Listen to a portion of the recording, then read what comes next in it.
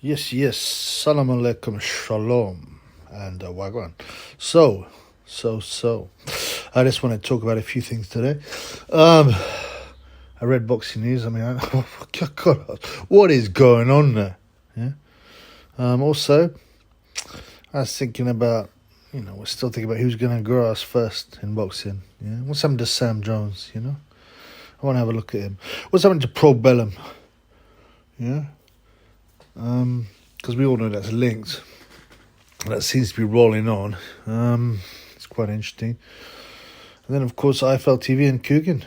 We need to have a look at the bent-legged, panda-faced, ugly, whatever, ting. What do they call him? Sri Lankenstein. Sri Lankenstein's monster. Someone said he looks like Droopy Dog, but Droopy's cute, man. There ain't nothing cute about Coogan. Long ear though, sure, but that's fine on a dog. On a human, it just looks weird. Yeah. Anyway, let's get to boxing news. So, boxing news. I mean, what's happened to it, man? Everybody working there. Yeah? Everyone working there is creepy looking. Looks weird. It's like they deliberately chosen the creepiest people they can. I mean, even the freelancers are ugly, and they got bunts as well. Now, I need to introduce that scumbag weirdo, but yeah, it looks like someone went to a small town swinging party, made up of fat middle-aged perverts, with not a single good looking person, nice body to be seen, just ugly stretch mark, pink porcine flesh, and the cottage cheese asses like banging up and down. It's just like in horrible decor, This Matt Christie, he's the editor, yeah. Now I'm sure he's a really nice guy. People always say that before slating someone, but I'm not. I don't know, man. I don't know if he's a nice guy. Yeah, but he just looks creepy, man. He looks like the neighborhood pervert. Yeah, and maybe he went in there with good intentions about changing boxing news, but he's just become yet another, what's it called, company man. Yeah, doing News Quest's agenda. I mean, might as well write boxing news is basically just female boxing news. Right, let's push the agenda. I mean, when it happens, you're going to get the tranny boxing. When that happens, the boxing news will proudly be the first one, to follow. They've been boasting about it in the editorial. Yeah, Matt Christie, the creepy-looking bald guy, yeah, is spent 14 pages, 14 whole pages. Yeah, the latest boxing news are on women's boxing. Yeah, out of 40 pages. Can you imagine that? 14 whole pages. What's that, man? Is that a third? That's about a third of the magazine if you take away advertising. It must be. Maybe more. On women's boxing. I think between 95 and 98% of boxing fans are male. They estimated that. Yeah, like on my channel, it's 95% male. Yeah, because it's boxing. Yeah, there's one female woman boxer to every 15 male boxers. I'll repeat this again and again. There's no depth. It's awful. The quality is terrible. Yeah. Anyway, so Matt Christie has given 2-page editorial. They're women's boxing now. Obviously, he usually does just a 1-page editorial, but this is apparently such a era-breaking moment of Katie Taylor flailing away at another woman who can't fight, the MSG for 10 rounds, that they've had to give it 2 pages. Let's see what Matt the pervert Christie has to say. Now and again, a fight comes along that changes everything. Yeah, and it wasn't Katie Taylor Serrano. Katie Taylor and Amanda Serrano, we salute you. I mean, how pathetic is that? That's the sort of thing a 15-year-old would write for their local lesbian magazine. Not only for the effort you both put forth inside the prize ring, but for their cheer you gave an entire industry when we needed it the most. It's like he's saying that this is the best fight ever, and that's what he put, isn't it? Fight of the century. The creep. Yeah? Yeah? And it's like, it's saved boxing, a stupid women's fight. Yeah? The cheer you gave an entire industry when we needed it. What cheer? Why was it special? It's depressing for the industry to learn that such a whack fight can be paraded as something, like Ali Fraser. Yeah, it's pathetic, man. You know, he had some guy compare it to Gatti Ward, for crying out loud. Yeah? He reminded fans how great this sport can be. More importantly, we crafted an investment of how we can now show to those who have too long failed to see what the sport is really about. What are you talking about, man? But you high? Are you nuts? You know, this is nonsense. This is just, like I said, he's writing for the pink paper, women's section. You know, I don't know what he identifies as, Matt, but it could be anything. But it's going to be creepy. Yeah, you know, so this is showing the whole world what the sport is really. How? It's what's been going on for like hundreds of years, man. It's about fighting. It's about men fighting and quality fights. Not this nonsense. I heard Eddie Hearn take a bow to, "You believed in boxing when many did not."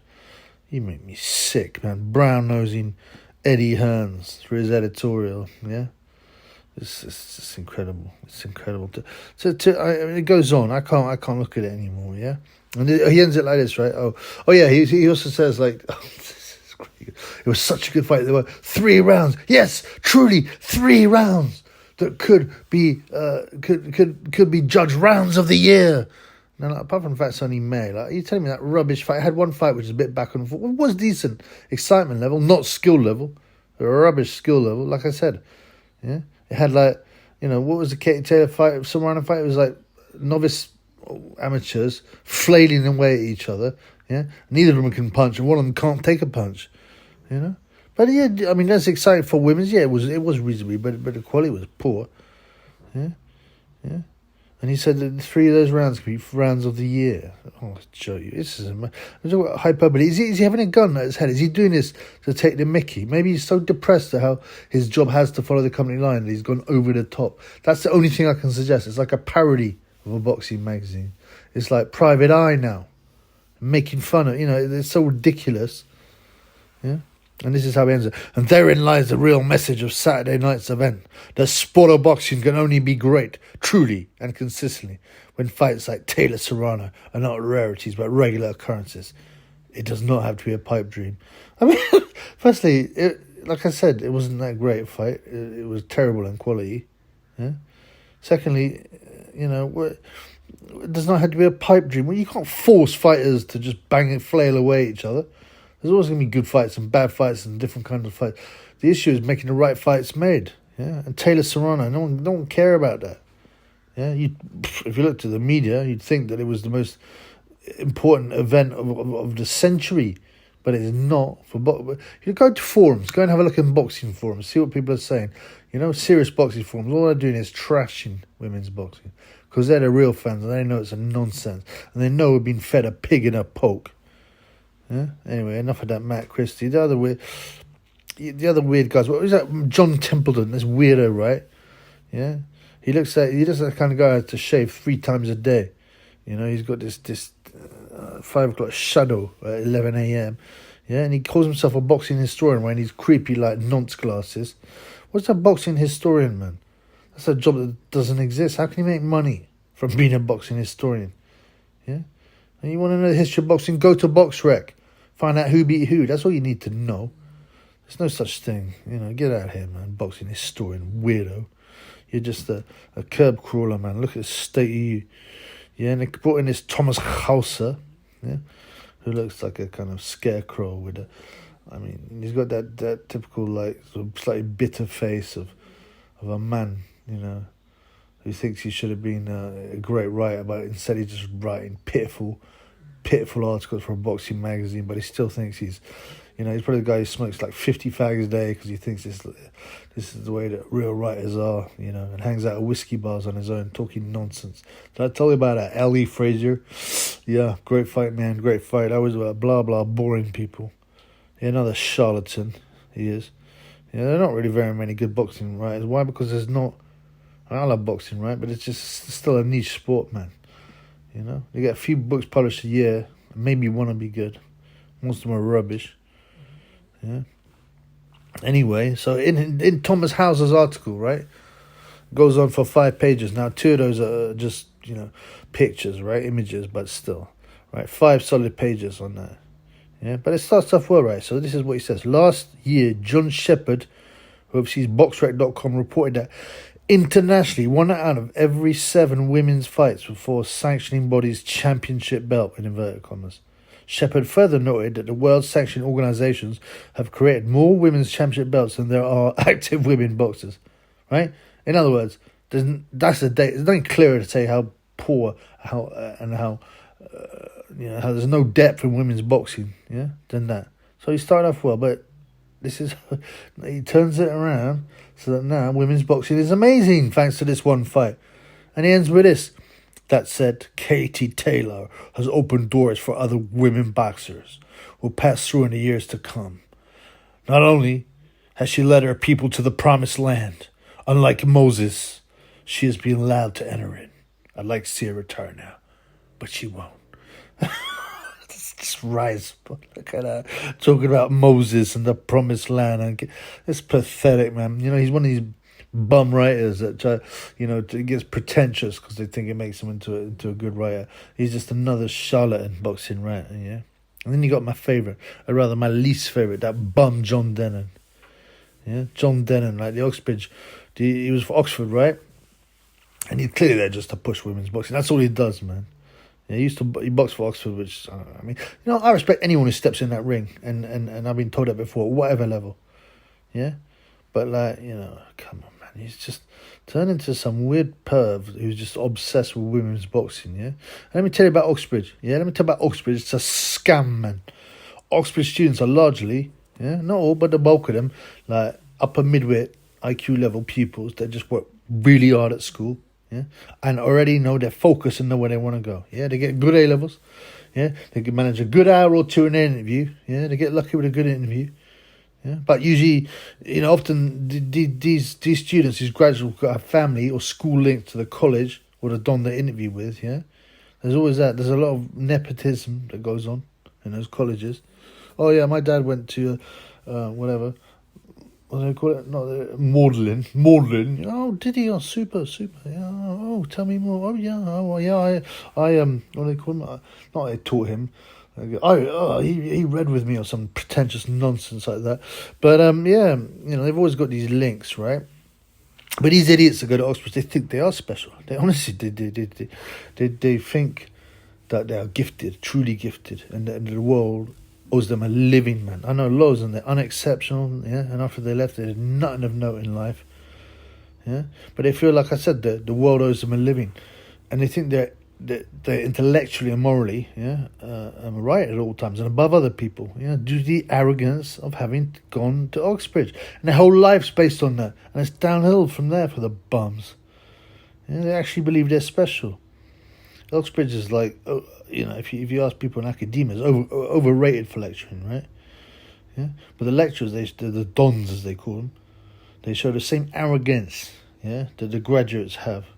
Yeah, that's shared by the dons too. They really think they're special, and these are people who are often like lifelong academics who've never been in the real world. They've just studied. That's it, writing about real life and never living it.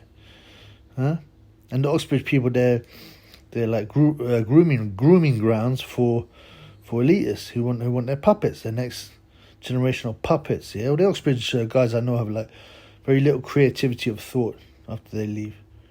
No difference of thought. They just automatons. They repeat what they've been taught with arrogance, though. Yeah, and they express themselves quite well. But they lack a kind of. They sort of like they've been programmed. Yeah, and MI5, MI6 recruit. There are a lot of their people there.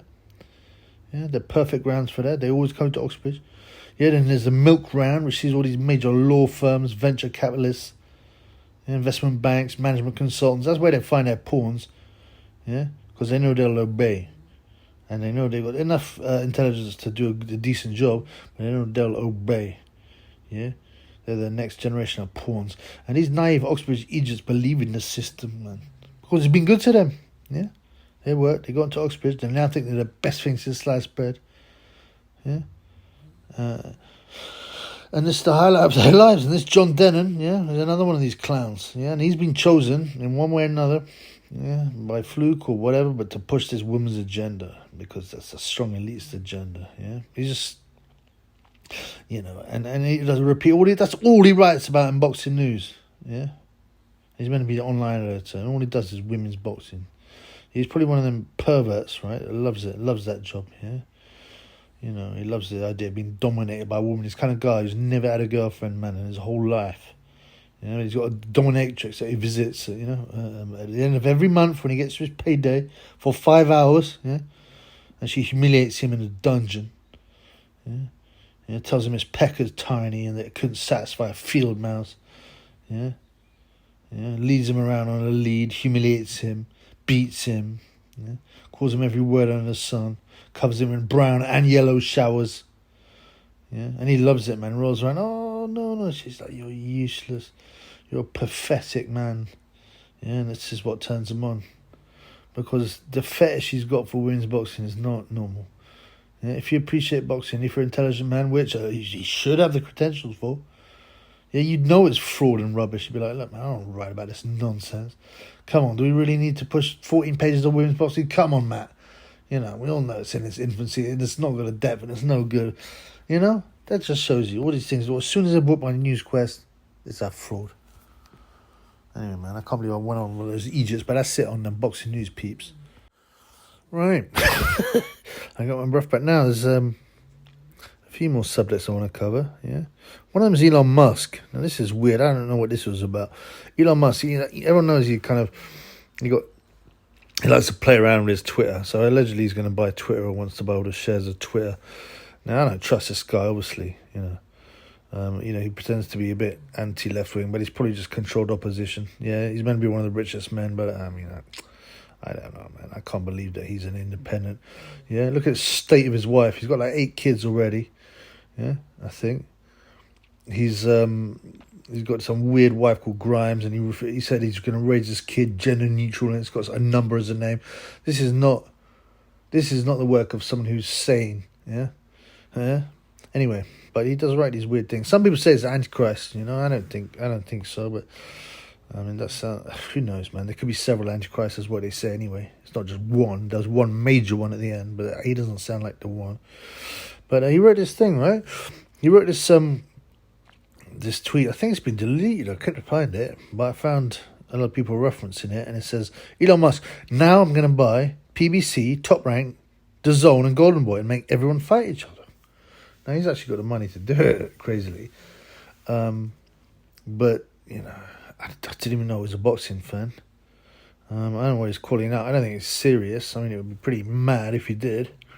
But, you know, it's going to be a lot of his money, even though he's like, you know, multi-billionaire. And it'd be a lot of work. But, and it would certainly lose him money. He's not going to make any money from boxing, you know. Especially with that. But, you know, it's interesting. It'd be quite fun to see it happen. But I think if he's trolling, I don't know why he picked boxing. You know, I think maybe he's trying to point out something about how corrupt all of boxing is, and maybe he's having a dig at MTK. I don't know, man. I don't really know what's going on. I haven't paid much attention to it unless something happens. Talking of Kinhai and MTK. So Sam Jones. Now Sam Jones is head of talent now for Probellum. Yeah. Now he's deleted every video, every tweet, every mention. I mean, he's done this obsessively. Probably over the course of a week, while he's been sniffing up the yayo man to keep him awake, and you know he looks like a type anyway. Let's be honest, man. Just the way he dresses and looks at people in the eye, man. You know that man loves the yayo, huh? Yeah, Tony Yayo they should call him. But he, I always thought he's a cocky, dislikable little prick, you know. But he did rinse out, yeah, for Fish Eyes. You know, when he had Joe Joyce. Now I really like Joe Joyce, yeah. I don't know what his involvement is now with Sam Jones. I don't know. I really don't know. But, you know, they were having this kind of face-to-face. And Frank's like, I've been in business for ages. I wish I had your experience. Trying to mock him. And Sam Jones is like going, yeah, great. Yeah, good, Frank. Nice one. Because, you know, you're going to get beat in this one. And then he's there talking about, he said, look, you know, Sam Jones is like, man, you haven't got a... You know, your fighter, Dubois, you know, he hasn't had that fight, that middle fight. He hasn't fought anyone decent yet. And Fish Eyes is this, you know, he bristling, man. He hates this young guy having a crack at him. He goes, yeah. What about who did you mention? I can't remember. What's the guy's called? Yeah, and Warren's like bristling, but he's like, oh, yeah. What about Kevin Johnson? Kevin Johnson. Sam Jones just looks at him with a look, just looks down his nose and goes, "Come on, Frank. Come on, Frank. Kevin Johnson. Come on, Frank." Just rinses him out, puts him up. I mean, that I liked him after that, and also, as I said, I like Big Joe Joyce. Oh, Big Joe Joyce. So I didn't mind Sam. Yeah, but I don't know what these guys think. Just eradicating any mention of MTK is gonna stop. I mean, the FBI going, or whoever it is who's investigating. Oh, he obviously has got no links to MTK because we can't find a single tweet about MTK. They're gonna look at they're gonna get grasses, and they're gonna look at the paperwork if they find whatever the links that these guys have got. The videos they put up and the tweets are gonna make no difference whatsoever for evidence, and they probably got them anyway. They probably downloaded them and screen capped them anyway. But yeah, I mean, some people have been saying maybe Sam Jones is gonna be the grass. There will be a grass, several probably. I don't know. Sam was working for Probellum, but I don't know what's happening with that. They're still advertising shows on their website. There was 2 shows on April the 30th that went through. Yeah, they got a bunch of other shows going on through March. So they've not announced they're closed down, but obviously their money's dried up because they are linked to the MTK Kinahan firm. We'll just have to wait and see what happens there. But if Sam Jones is going to lose his job, he might want to grass. Him and Coogan maybe get together. They can grass in hand, and they can support each other. Oh, what did you grass for? Oh, I told him this. Oh, yeah, I told them this, bruv. And they can be pals, and go on the lam together. As for IFL TV, yeah, well, they got a new intro. So they're bragging on 1 billion views. They like that. I mean, it's impressive, to be honest. But, so what? You're either good at delivering content and or you're not. And you won't be delivering any content when you can't go to America, Coogan. Yeah? And they've added Sports Direct as one of their promoters. Now, obviously, Sports Direct, MTK has disappeared, so Sports Direct have come in. But then they're not going to be filling the coffers, man. Right? They're going to know, look, man, IFL desperate for money now. We can get it cheap. And you know what? Sports Direct, yeah, they own Everlast. So Everlast, who've been promoting IFL, they're owned by the same company. So it's basically the same company. There's no different. Sponsored by Everlast, sponsored by Sports Direct. The money's still coming from the same peeps. Yeah, and I'm sure they would have got it for cheap, if not for free. Yeah, and Coogan still hasn't spoken out. He's done that one video on Conor Benn, I think, interviewing Conor Benn, which might have been old anyway. They haven't heard from him. Yeah, probably he's spending the whole time in the offices of the American Embassy. Yeah, with the agents, grassing. Yeah, we'll see how this develops. But I see some big companies coming down. And Probellum is going to come down. IFL TV is going to come down. Yeah. I don't know why Sports Direct want to get involved in IFL TV. A sinking ship isn't worth anything, man. Why do you want to hang your banner on a sinking ship, man? I mean, cheap or not, I mean, they might just be thinking, oh, we'll just get a lot of we'll get our brand out there a lot for real cheap. We'll get these billions of views and for cheap. But I would say it's bad business. No one wants to be associated with a company that's was financed by big time drug dealers.